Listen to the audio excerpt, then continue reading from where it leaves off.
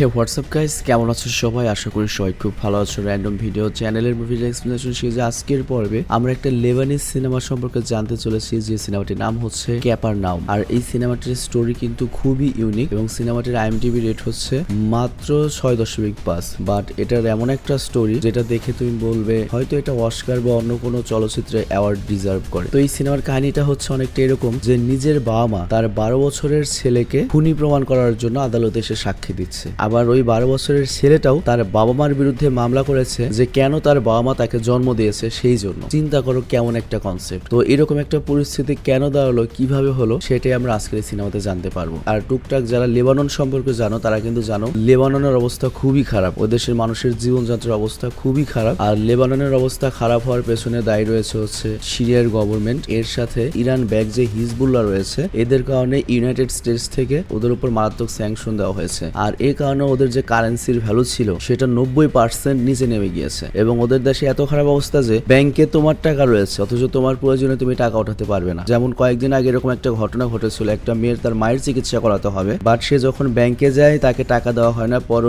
ওই মেয়েটা করে কি ব্যাংকে পিস্তল নিয়ে গিয়ে তারপর নিজের টাকা ব্যাংকে থেকে উঠিয়ে নিয়েছিল। তো চিন্তা করো কি অবস্থায় রয়েছে ওই সব দেশ। তো যাই হোক, বাড়তি কোনো কথা না বলে সরাসরি চলো আমরা মূল ভিডিওতে যাবো। তার আগে ছোট্ট একটা কমার্শিয়াল বিজ্ঞাপন থাকবে। সবচেয়ে বেটার হবে তুমি যদি বিজ্ঞাপনটা স্কিপ করে তারপর মূল ভিডিওতে চলে যাও। বিজ্ঞাপনের মতো চলো, তুমি তোমার মতো মূল ভিডিওতে চলে যাও। তো বিজ্ঞাপন আমরা প্লে করে দিচ্ছি। হ্যালো বন্ধুরা, আজ আমরা এমন একটি অ্যাপ সম্পর্কে তোমাদের বলতে চাই যে অ্যাপটির অফিসিয়াল পার্টনার হচ্ছে পিএসজি। আর এখানে অনেকগুলো ম্যাচ খেলে ল্যাপটপ, আইফোন, স্মার্ট ওয়াচ ও আরও অনেক ক্যাশ প্রাইজ জেতার সুযোগ রয়েছে। আর এই অ্যাপটিতে সকল ধরনের লাইভ ম্যাচের রেজাল্ট দেখতে পারবে এবং এই ম্যাচের স্কোর অনুমান করে গেমও খেলতে পারবে। যেমন কোন টিম জিতবে, কোন টিম কত রান করবে, কে সর্বোচ্চ স্কোর করবে। এছাড়া বিভিন্ন ধরনের গেম রয়েছে, সেগুলো খেলেও ইনকাম করতে পারো। আর রেজিস্ট্রেশনের সময় আমাদের যে প্রোমো কোডটি রয়েছে রোনাল, এটা ব্যবহার করলে প্রথম ডিপোজিটে 26,000 টাকা পর্যন্ত বোনাস পেতে পারো। আর এই টাকা তুমি খুব সহজেই বিকাশ, ব্যাংক এবং অন্যান্য সহজ পদ্ধতির মাধ্যমে উঠাতে পারো। তো আর দেরি কিসের? ডেসক্রিপশনে প্রোমো কোড এবং পিন কমেন্টে প্রোমো কোড সহ সাইন আপ লিঙ্ক রয়েছে, সেটা ব্যবহার করো এবং ক্যাশ প্রাইজ জিতো। আর এখানে আরেকটা কথা মনে রেখো, আমরা যেই বিজ্ঞাপন দেই না কেন, অনলাইন থেকে টাকা আয় করা এত সহজ কোনো ব্যাপার নয়। তোমরা কোনো আর্থিক ক্ষতির সম্ভাবনা রয়েছে এমন কোনো ওয়েবসাইটে যাবে না। তো চলো এবার মূল ভিডিওতে চলে যাই।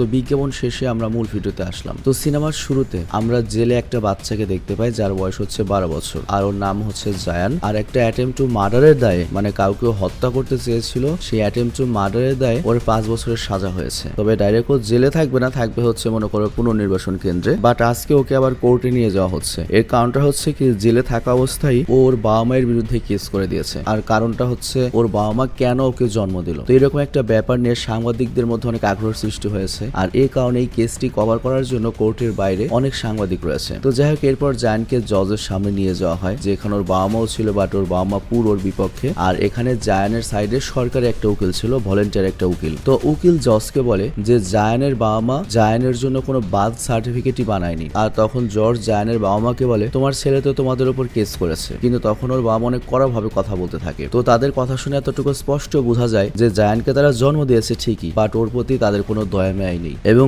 যে অ্যাটেম্প টু মার্ডারের দায়ে জায়ানের 5 বছরের সাজা হয়েছে, সেই কেসের মূল সাক্ষী হচ্ছে জায়ানের আপন মা, মানে ওর মায়ের সাক্ষী তোর 5 বছরের সাজা হয়েছে। তো এখানে কে সঠিক কে ব্যাঠিক পুরো সিনেমার কাহিনী শুনলেই তোমরা বুঝতে পারবে। তো যাই হোক, এখানে একটা ডক্টর রিপোর্ট দেখায় যেখানে জানা যায় জায়ানের বয়স 12 বছর। আর তখন জর্জ জায়ানকে জিজ্ঞাসা করে তুমি তোমার বাবা মায়ের বিরুদ্ধে কেন কেস করেছো। আর তখন জায়ান তার জজকে বলে তারা আমাকে জন্ম দিয়েছে, এটাই তার অপরাধ। আর এরপর জায়ান তার কাহিনী বলতে শুরু করে। আর তারপর কাহিনী চলে যায় 1 বছর আগে, যেখানে আমরা দেখতে পাই যে জায়ান আলাদা আলাদা সব মেডিকেল স্টোরে যাচ্ছে বা ওষুধের দোকানে যাচ্ছে এবং সেখান থেকে স্পেশালি ঘুমের ওষুধ বা এমন সব যেগুলো ওষুধ রয়েছে চেতনানাশক, যেগুলোতে নেশা করা যায়, ওই ধরনের ওষুধ প্রেসক্রিপশন দেখিয়ে কিনছে। মানে এমন কিছু মেডিসিন আছে না যেগুলোতে নেশাও করা যায় আবার তোমার অসুখের জন্য ইউজ করা যায়, ওই ধরনের মেডিসিন আর কি। তো ওখান থেকে মেডিকেলের লোকজন বলে তুমি তোমার বাবা মাকে নিয়ে আসো, এইসব ওষুধ তো আমরা নর্মালি কাউকে দেই না, তোমাকে দেওয়া যাবে না। কিন্তু তারপরেও জায়ান অনেক চালাক, সে কোনো না কোনো বাহানা করে ওষুধগুলো নিয়ে আসে যে আমার মা অসুস্থ, বাড়িতে আর কেউ নেই, সে তো আসতে পারবে না। আর এই যে ডক্টরের প্রেসক্রিপশন তো রয়েছে। তো যাই হোক, এরপর জায়ান যখন সে ওষুধগুলো নিয়ে আসে, জায়ানের মা করে কি ওই ওষুধগুলো থেকে পানিতে গুলায়, তারপর কাপড়ের মধ্যে ভিজায়। এরপর ওই কাপড়গুলো শুকানোর পরে যেটা হয়, ওই ওষুধের পুরো জিনিসগুলো কিন্তু কাপড়ে থাকে। আর তারপর সেই কাপড়গুলো জেলে যে তার একটা ভাই রয়েছে সেই ভাইয়ের কাছে পাঠিয়ে দেয়। ওর ভাই অলরেডি জেলে 10 বছরের সাজা কাটছে। তো ওর ভাই এবার যেটা করে, সেই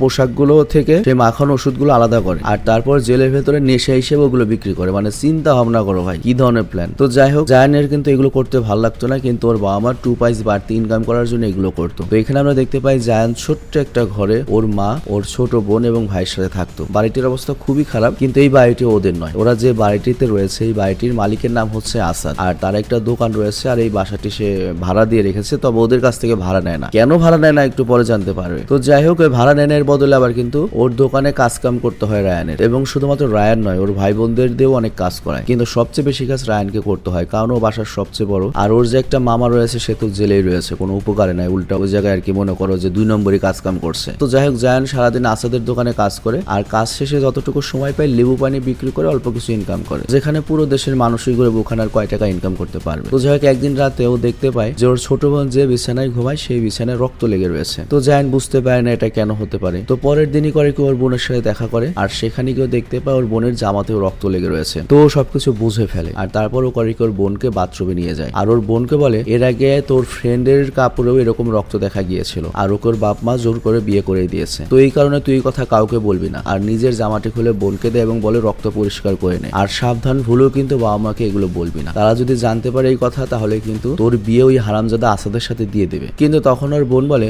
না, আসাদ ভাইয়া তো অনেক ভালো, অনেক ভালো মানুষ, সে থাকার জন্য আমাদের বাড়ি দিয়েছে, আমাকে অনেক উপহার দেয়। জায়ান তখন বলে ও ভালো মানুষ না, ও হলো দুনিয়ার খারাপ, সবচেয়ে খারাপ। তো যাই হোক, আসাদের বদনজর কিন্তু সবসময় ছোট্ট জায়ানের এই বোনের দিকে ছিল, আর এই বিষয়টি জায়ানও খুব ভালো মতো বুঝে গিয়েছিল। তো এই কারণে যখনই আসাদ ওর বোনকে কিছু দিত, সেটা চিপস হোক বা ক্যান্ডি হোক, ও করতে গিয়ে সেটা ফেলে দিয়ে বোনকে নিয়ে চলে যেত। তো যাই হোক, এরপর জায়ান আসাদের দোকানে যায় এবং সেখান থেকে পালিয়ে কিছু স্যানিটারি প্যাড চুরি করে আর বোনকে দেয়। আর তারপর তখন ওর বোনকেও বোঝায় যে প্যাড কিভাবে পড়তে হয়। আসলে ওর বোনের প্রথমবার পিরিয়ড হয়েছে, যদিও জায়ানের বয়স অনেক অল্প, কিন্তু পরিস্থিতি অবস্থা মানুষের সবকিছু পরিবর্তন করে দেয়, আর ওকে অনেক দায়িত্ববান করে তুলেছে। তো এইভাবে ওর বোন আর বাবা মা থেকে জিনিসটা লুকাতে সক্ষম হয়। আর এরপর রাতের বেলা জায়ান ওর বাবা মাকে বলে আমি স্কুলে যেতে চাই, আমি পড়ালেখা করতে চাই, বাট ওর বাবা ওকে পরিষ্কার মানা করে দেয়। আর ওর বাবা মা রায়ানকে উল্টো বলে আসাদ যদি জেনে ফেলে তুই স্কুলে যাবি তাহলে আমাদের বাসা থেকে বের করে দেবে। কিন্তু জায়ানের মা আবার খুব ভালো মতো জানতো ও যদি স্কুলে যায় তাহলে হয়তো কিছু রেশন পাবে, 2-1 কেজি চাল পাবে, অন্তত খাওয়ার জন্য একটু এগিয়ে যায়। তো এই জন্য রায়ানের মা বলে ঠিক আছে, আমি আসাদের সাথে কথা বলবো। মানে আসাদ ওদের ইনডাইরেক্টলি মনে করো মেয়ের জামাই বা গার্ডিয়ান। তো এরপর ওর মা করে কি আসাদকে বলে যে ও কেবল কিছু ঘন্টার জন্য স্কুলে যাবে, রাতে এসে কাজ করে দেবে। বাট তারপরেও আসাদ মানা করে দেয়, কারণ স্কুলে গেলে ও শিক্ষা পেয়ে গেলে কি আর আন্ডারে রাখা যাবে। এবং আসাদ করে কি উল্টো জায়ানকে আরো বেশি কাজ করাতে শুরু করে। তো এরপর একদিন সন্ধ্যায় যখন রায়ান বাসায় ফিরে আসে, তখন সে দেখতে পায় যে অনেকগুলো মুরগি সেখানে। যে ওদের বাড়ি এত মুরগি আসলে কিভাবে, আর জানতে পারে এগুলো উপহার হিসেবে দেওয়া হয়েছে। আর এরপর যখন ভেতরে যাই গিয়ে দেখতে পায় যে আসাদ তার বাবা মাকে নিয়ে এসেছে এবং ওর ছোট বোনকে সেজেগুজে ওদের সামনে নিয়ে আসা হয়েছে। এটা দেখে তো রায়ান বুঝতে পারে যে ওর বাবা মা ছোট বোনকে আসাদের সাথে বিয়ে দিতে চলেছে। আর তখন রায়ান ওর বাবা মাকে বোঝায় যে ও ওখানে অনেক ছোট, বাট উল্টো ওর মাকে বোঝায় আমরা যদি একবার তোর বোনকে আসাদের সাথে বিয়ে দিতে পারি তাহলে আমরা সারা জীবনের জন্য বাসায় থাকতে পারবো, নয়তো আসাদ আমাদেরকে এই বাসা থেকে বের করে দেবে। তো জায়ান এটার প্রতিবাদ করতে চায়, কিন্তু ওকে আটকে ফেলা হয়। তো এরপর আসাদের সাথে ফাইনাল ওর বোনের বিয়েটা পাকা হয়ে যায়। আর এরপর রাতে জায়ান ওর বোনের কানে কানে বলে আজকে রাত্রে তুই প্রস্তুত থাকবি, আজকে রাত্রে বেলায় আমরা দূরে কোথাও পালিয়ে যাব। আর এরপর রায়ান করে কি মায়ের পার্স থেকে কিছু টাকা চুরি করে, এরই সাথে আসাদের দোকান থেকে প্রয়োজনীয় কিছু জিনিসপত্র চুরি করে বের হয়ে যায় স্টেশনে, এবং সেখানে গিয়ে বাসের 2টা টিকিট কিনে। আর ওখানকার বাস ড্রাইভার বলে বাস কিন্তু কিছুক্ষণের মধ্যে ছেড়ে দেবে। তো এই জন্য দৌড়ে বোনকে আনার জন্য যায়, বাট ওখানে গিয়েও দেখতে পায় যে বাবা মা জেনে গিয়েছে যে ওরা পালানোর প্ল্যান করছে। তো এর জন্য বাবা মা ওদের দুজনকে অনেক পেটায়। তো এরপর জায়ানের বাবা ওর ছোট বোনকে আসাদের বাড়ি গিয়ে দেখে আসে, বিয়ে ওখান থেকেই হবে। কিন্তু জায়ান তখন ওর মা বাবাকে বলে তোমরা দুনিয়ার সবচেয়ে খারাপ বাপ মা, আর এটা বলে ও পালিয়ে যায়। তো যাই হোক, ও ওই বাসে উঠে যায় যে বাসে ও বোনকে নিয়ে যেতে চেয়েছিল, এবং রায়ানের চোখে অনেক কষ্ট, অনেক দুঃখ কষ্ট যে ওর বোনকে রক্ষা করতে পারলো না। তো এরপর ও একটা জায়গায় নেমে পড়ে যেখানে মেলা হচ্ছিল, আর ওই মেলায় গিয়ে নাগরদোলাতে উঠে আকাশ দেখতে থাকে। ওর চোখে পুরা উদাসী মনোভাব, আর ও বুঝতে পারে না যে ওর জীবনে এত দুঃখ কষ্ট কেন। তো রাতের বেলা জায়ান ওখানেই ঘুমিয়েছিল, আর পরের দিন সকালবেলা যখন জায়ানের ঘুম ভাঙে তখন ওর অনেক ক্ষুধা লাগে। আর তারপর ও যায় হচ্ছে একটা লোকের কাছে এবং খাওয়ার জন্য তার কাছে কিছু খাবার চায়। আর এই বিষয়টা উপর থেকে একটা মহিলা দেখছিল যার নাম হচ্ছে রাইল, আর সেও এখানে কাজ করে একজন ক্লিনার হিসাবে। সে নিজেও কিন্তু অনেক গরিব, তবে তারপরেও রায়ানের উপর তার দয়া হয়। তো এরপর সে রায়ানকে খাওয়ার জন্য কিছু জিনিস দেয়। তো এরপর খাওয়া শেষ করে রায়ান মার্কেটের সবার কাছে গিয়ে কাজ চায়, কারণ কাজ করলে কিছু টাকা পাবে, কিছু কিনে খেতে পারবে। পারবে, কিন্তু অনেক খোঁজাখুঁজির পরেও সে কোনো কাজ পায় না। আর এদিকে আমরা রাহিলকে দেখতে পাই যে একজন ক্লিনার, আর সে যখন বাথরুম পরিষ্কার করছিল, সবাই যখন বাথরুমে যাবে সে সবাইকে বলে লাস্টের বাথরুমটা নষ্ট। অ্যাকচুয়ালি লাস্টের বাথরুমে সে তার ছেলে বাচ্চাটাকে লুকিয়ে রেখেছে। মানে বুঝতেই পারছো গরিব মানুষের কষ্ট কি। তো যাই হোক, প্রত্যেক দিনও কাজের সময় বাচ্চাটিকে নিয়ে আসে, কারণ দেখার মতো তার কেউ নেই। আবার করে কি যাওয়ার সময় বাসায় নিয়ে যায়। তো যখন ফিরে যাচ্ছিল রাহিল, তখন পেছন পেছন জায়ানও আসে, আর রাহিল এটা খেয়াল করে। তো রাহিলের এমনিতে জায়ানের উপর অনেক মায়া হয়, আর সে জায়ানকে দেখে ওর বাসায় নিয়ে যায়, আর জায়ানকে বলে তুমি এখন থেকে এখানেই থাকতে পারো, বাট এর বদলে তোমাকে আমার বাচ্চার খেয়াল রাখতে হবে। তো জায়ানের কাছে এটা তো কোপাশংস অফার, অনেক খুশি হয়ে যায়, কারণ একটা থাকার জায়গা পেয়ে গেল। তো এখন থেকে ও রাহিলের বাচ্চার খেয়াল রাখা শুরু করে। তো একদিন রাহিল ওকে বলে আমি ইথিওপিয়া থেকে এখানে এসেছি, আর এক দালালের মাধ্যমে আমি এখানে কাজের জন্য এসেছিলাম, কিন্তু এখানে আসার পর একটা লোকের সাথে আমার ভালোবাসা হয়ে যায়, আর তারপর আমি তার সাথে পালিয়ে গিয়েছিলাম, কিন্তু আমার পাসপোর্ট কাগজপত্র তো সেই লোকটার কাছে, দালালের কাছে ছিল। কিন্তু এরপর যখন আমি প্রেগনেন্ট হয়ে যাই, তখন ওই লোকটা আবার আমাকে ছেড়ে পালিয়ে যায়, কিন্তু ওই সকল ডকুমেন্টস তো ওই দালালের কাছে রয়েছে যে আমাকে এনেছে, যার জন্য আমি কাজ করতাম। কিন্তু আমার কাছে এখন এত টাকা পয়সাও নেই যে আমি ডকুমেন্ট বানাতে পারবো, কিংবা তার কাছে আমি ফেরতও যেতে পারবো না, তাহলে আমাকে পুলিশও ধরিয়ে দেবে। তো এই জন্য আমি অন্য একটা দালালের সাথে নকল ডকুমেন্টস বানাচ্ছি এবং এখানেই থাকা শুরু করেছি, বাট পুরো কাজ কমপ্লিট হতে আমার কিছু টাকা লাগবে। তো এরপর জায়ান রাহিলের বাসায় খুব ভালো মতো থাকতে শুরু করে, বাচ্চারও খেয়াল রাখা শুরু করে। কিন্তু একদিন ওই দালালটি তার বাসায় যায় এবং সে বলে তোমার নকল ডকুমেন্টস সব রেডি হয়ে গিয়েছে, কিন্তু তখন ওই বাচ্চাটি নিয়ে যেতে চায়, কারণ সে বাচ্চাটা বিক্রি করে দেবে। এর কারণটা হচ্ছে ওই ডকুমেন্টস বানাতে যে টাকা খরচ হয়েছে ওই টাকা রাহিলের নেই। বাট রাহিল তখন বলে আমি তোমাকে 7 দিনের ভেতর টাকা দিয়ে দেবো, প্লিজ আমার বাচ্চাটা নিও না। তো তখন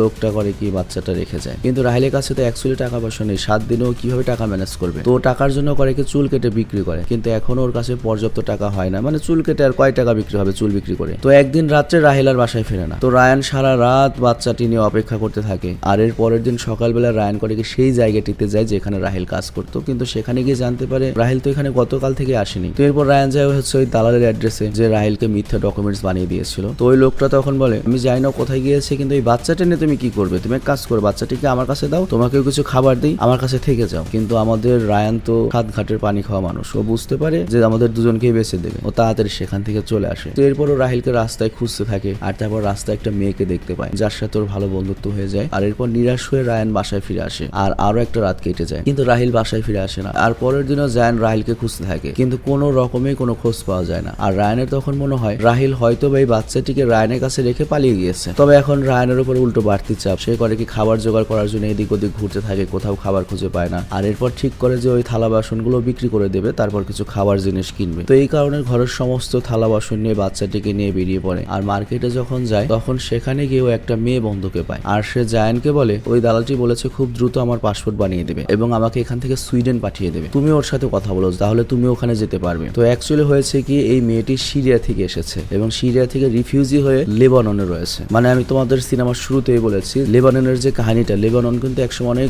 ভালো রাষ্ট্র ছিল, ওরা অনেক ধনী রাষ্ট্র ছিল একসময়। বাট সিরিয়ার যে বাশার আল আসাদ রয়েছে তার বিরুদ্ধে যখন বিদ্রোহ হয়, বাশার আল আসাদ তার আর্মি লাগিয়ে দেয়, আবার আইএসআইএস নামে যে সন্ত্রাসী সংগঠনটা ছিল, তারপর আবার হুতি বিদ্রোহ, সবকিছু। তারপর আবার লেবাননের যে তোমার রাজনীতিবিদ, ওখানে আবার অর্ধেক মুসলমান অর্ধেক খ্রিস্টিয়ান। তো এই জন্য হয়েছে কি পুরো লেবানন দেশটা কলাপস হয়ে গিয়েছে। আবার সিরিয়া রিফিউজিরাও তো মনে করো আসাদের হাত থেকে বাঁচার জন্য লেবাননে এসেছে। তো সব মিলিয়ে লেবাননের অবস্থা আর কি খারাপ হয়ে গিয়েছে। এগুলো কিন্তু ফ্যাক্ট, আবেগের কোনো ব্যাপার না, যেটা ফ্যাক্ট আমি ওইটাই বললাম। তো যাই হোক, এরপর জায়ান করে ওই ক্যাম্পে যায় যেখানে সিরিয়ার সমস্ত রিফিউজি রয়েছে, আর জায়ান তখন মিথ্যা বলে যে আমি সিরিয়ান রিফিউজি, এবং এই কথা বলে সে কিছু রেশন পায় হলো হচ্ছে জাতিসংঘ থেকে। তো এতে ওদের কয়েকদিনে খাবার জোগাড় হয়ে যায়। আর এদিকে রাহিল যে এখনো জেলে রয়েছে, ওকে তো পুলিশে ধরে ফেলেছে, কারণ ওর কাছে কোনো ডকুমেন্টস নেই। মানে রাহিলের কাছে যে নকল ডকুমেন্টসটা ছিল বাচ্চার বিনিময়ে কিনতে চেয়েছিল, ওইটাও কিন্তু 2 নম্বর ছিল। মানে চিন্তা করো এরকম একটা সিচুয়েশন, কিন্তু এখানে কেউ কাউকে হেল্প করে না, কে কাকে মারবে, কে কার কাছ থেকে ধান্দাবাজি করে টাকা নেবে, মানে ভাবতেই খারাপ লাগে জিনিসগুলো। তো এই জন্য মাঝে মাঝে মনে হয় যে আমরা অনেক ভালো আছি। মিডল ইস্ট আফ্রিকার মানুষরা যে কষ্ট রয়েছে সেই হিসেবে আমরা স্বর্গে বসবাস করছি। যে অনেক সময় বলে না যে আমরা স্বর্গ রয়েছি, কিছু কিছু দেশের আন্দাজে আমরা আসলে স্বর্গ রয়েছি। আমার কথা তোমার খারাপ লাগতে পারে, বাট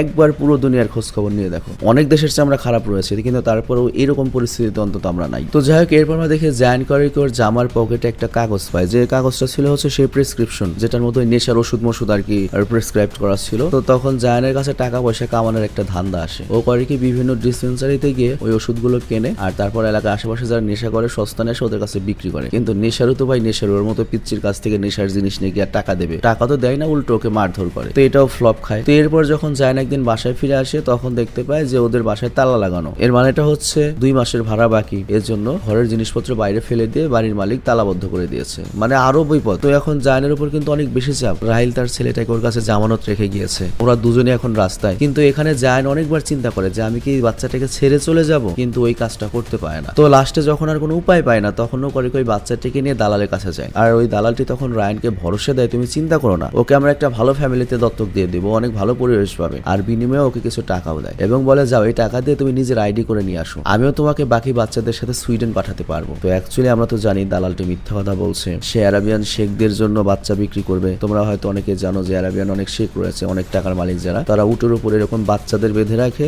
উটকে দৌড়ানি দেওয়া হবে, বাচ্চা চিৎকার করবে, তারপর উট আরো দৌড়াবে, মানে উট দৌড়ানি খেলা। আরেকটা ব্যাপার হচ্ছে ইউরোপ আমেরিকাতে এইসব বাচ্চা যায় হচ্ছে ওই কিডনি মিডনি তারপর লিভার টিভার ট্রান্সপ্লান্টের জন্য। তো অ্যাকচুয়ালি তুমি তোমার মায়ের হোটেলে বসে তোমার ঘরে বসে দুনিয়াটাকে যত সহজ মনে করছো, দুনিয়াটা অ্যাকচুয়ালি এত সহজ নয়। তো যাই হোক, এরপর জায়ান করে বাসায় যায় এবং বাসায় গিয়ে বলে আমার আইডি কার্ড দাও, আমি সুইডেন যাব। কিন্তু প্রায় 1 বছর পরে জায়ান যখন বাসায় গিয়েছে, তখন উল্টোর বাবা মা ওকে উল্টাপাল্টা কথা বলে। আর এখানে আমরা জানতে পারি জায়ানের বাবা মা এত অসতর্ক যে 3 বাচ্চার কোনো আইডি কার্ডই বানায়নি, মানে এটার প্রয়োজনীয় মনে করেনি। এবং উল্টোর বাবা বলে যদি আইডি কার্ড থাকতো তাহলে তো আমার মেয়েকে হসপিটালে ভর্তি করতে পারতাম, ও মারাই যেত না। এই কথা শুনে জায়ানের মাথায় আকাশ ভেঙে পড়ে। তো অ্যাকচুয়ালি ওর যে ছোট্ট বোন কাসাদের সাথে বিয়ে দেওয়া হয়েছিল, তো তখনই প্রেগনেন্ট হয়ে যায়, আর এই অল্প বয়সে প্রেগনেন্ট হওয়ার কারণে বাচ্চা হওয়ার সময় মারা যায়। তো এই কথা শুনে ওর মাথায় চলে যায় খুন, ও আসাদকে দায়ী মনে করে ওর প্রিয় বোনের মৃত্যুর জন্য। তো ও করে কি তখনই ছুরি নিয়ে আসাদকে মারার জন্য। ওর বাবা মা ওর পেছন পেছন দৌড়াতে থাকে, কিন্তু বাবা মা পৌঁছানোর আগেই জায়ান করে কি আসাদকে চাকু মেরে দেয়। তো বুঝতেই পারছো 12 বছরের একটা বাচ্চা অত বড় মানুষের সাথে পারবে নাকি। তো আসাদ তো এখানে বেঁচে যায়, কিন্তু এই অ্যাটেম্প টু মার্ডারের কারণে জায়ানের 5 বছরের সাজা দেওয়া হয়। তো যাই হোক, আসাদকে আমরা দেখতে পাই এখনো জীবিত রয়েছে এবং ও কোর্টে গিয়ে সাক্ষী দিচ্ছে। আর কোর্টে গিয়ে আসাদ বলে জায়ানের বোনের বয়স 11 বছর ছিল, সে যখন প্রেগনেন্ট হয়, সমস্যা যখন হয়, তার কাছে কোনো আইডি ছিল না, এজন্য তাকে হসপিটালে অ্যাডমিট করা যায়নি, তার জন্য তার মৃত্যু হয়েছে, তা আমার কোনো দোষ নেই। কিন্তু এখানে জায়ান করে কি সরকারের কাছে, প্রশাসনের কাছে, জজের কাছে এবং নিজের বাবা মার কাছে প্রশ্ন করে আমার বোনের ভুল কি ছিল, আমারই কি ভুল ছিল, মানুষ কেন বাচ্চা জন্ম দেয় যদি তাদের সামলাতেই না পারে, তাদেরকে টেক কেয়ারই না করতে পারে। লাইফে রাস্তার মধ্যে থাকাটা অনেক শান্তির যদি বাপ মা তাদের কেয়ার করে। আর এরপর জর্জের কাছে জায়ান আরেকটা অভিযোগ দেয় যে আমার মা আবারও প্রেগনেন্ট হয়েছে, সে আরেকটা বাচ্চার জন্ম দিতে চলেছে, তার অবস্থাও কি আমাদের মতোই করবে। তো যাই হোক, জাহানের পুরো কাহিনী সমস্ত মানুষ জেনে গিয়েছে, এর জন্য তার উপর অনেক সিম্পেথি থাকে। এর সাথে আমরা রাহিলকেও দেখতে পাই, যাকে জায়ান বলে দিয়েছিল যে তার বাচ্চাটিকে কোথায় দিয়েছে, এবং জায়ানও জানতো ওই দালালটি তার বাচ্চাকে বেঁচে দেবে। তো রাহিলকে বলেছিল তুমি আগে থেকে যা করার করো। কিন্তু এদিকে জায়ানের বয়ানের কারণে জায়ানের সাজা কিন্তু কমে যায়, 5 বছর থেকে কমে 1 মাসে চলে আসে। আবার ওদিকে পুলিশরা গিয়ে দালালকেও ধরে ফেলে, অনেকগুলো বাচ্চা সেখানে উদ্ধারিত হয়, যেখানে রাহিলের বাচ্চাও ছিল। আর রাহিলকেও এরপর জর্জ মুক্ত করে দেয় এবং এখানে যেটা করা হবে, এই লেবাননে অন্যান্য দেশের যেসব মানুষরা বিনা পাসপোর্টে ফেসে রয়েছে তাদেরকে দেশে পাঠিয়ে দেওয়া হবে। তো রাহিল তাতেও খুশি, তার ওই বিদেশে এসে টাকা পয়সা ইনকাম করার দরকার নেই, নিজের দেশে থেকে যদি না খেয়ে থাকে 2 বেলা, তাও শান্তিতে থাকতে পারবে, নিজের দেশে নিজের মতো করে থাকতে পারবে। তো যাই হোক, রাহিল ভেতর থেকে রায়ানের জন্য অনেক শুকরিয়া করে, অনেক বেশি দোয়া করে এবং নিজের দেশে ফিরে যায়। আর 1 মাস পরে জায়ানও মুক্ত হয়ে যায়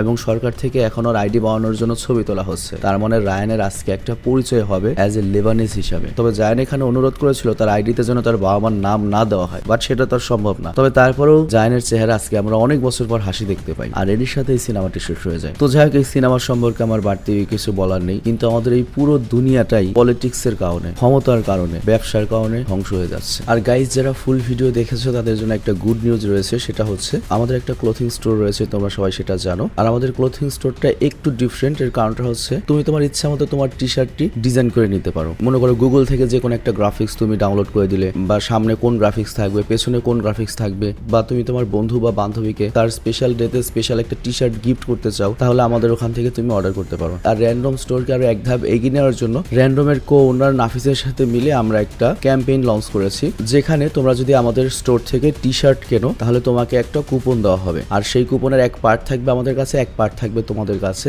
এবং এই ক্যাম্পেইনটা চলবে হচ্ছে 3 মাস পর্যন্ত, এবং এই 3 মাস পরে আমরা সেই কুপনগুলো নিয়ে লাইভে এসে লটারি করব। আর ওই লটারির মাধ্যমে আমরা অনেক ধরনের পুরস্কার দিতে চলেছি, যেমন এর মধ্যে রয়েছে একটা জিক্সার মোটরসাইকেল, একটা আইফোন, এছাড়াও নগদ 20,000 টাকাও পুরস্কার থাকবে, তার সাথে আরো ছোট বড় অনেক পুরস্কার থাকবে। তো আমি আশা করছি তোমরা সবাই এই ক্যাম্পেইনে অংশগ্রহণ করবে, অন্তত একটা টি শার্ট কিনে হলো, এবং আমাদের এই ক্যাম্পেইনটা সফল করতে সহায়তা করবে। আর আরো বিস্তারিত জানতে তুমি আমাদের পেজে চলে যাও, পেজের লিঙ্কটা আমি দিয়ে দিয়েছি ডিসক্রিপশনে, র্যান্ডম স্টোরের লিঙ্কটা, এবং ওখানে আমাদের র্যান্ডম স্টোরের যে কো ওনার, সে ভিডিওর মাধ্যমে সবকিছু তোমাকে বুঝিয়ে বলবে। তো রিকোয়েস্ট থাকলো তোমরা একবার র্যান্ডম স্টোরে যাও এবং সেখান থেকে পুরো প্রসেসটা জেনে নাও, এবং অবশ্যই এই ক্যাম্পেইনটা সফল করো। তো আমি বিদায় নিচ্ছি, ভালো থেকে সুস্থ থেকো, টেক কেয়ার, বাই বাই।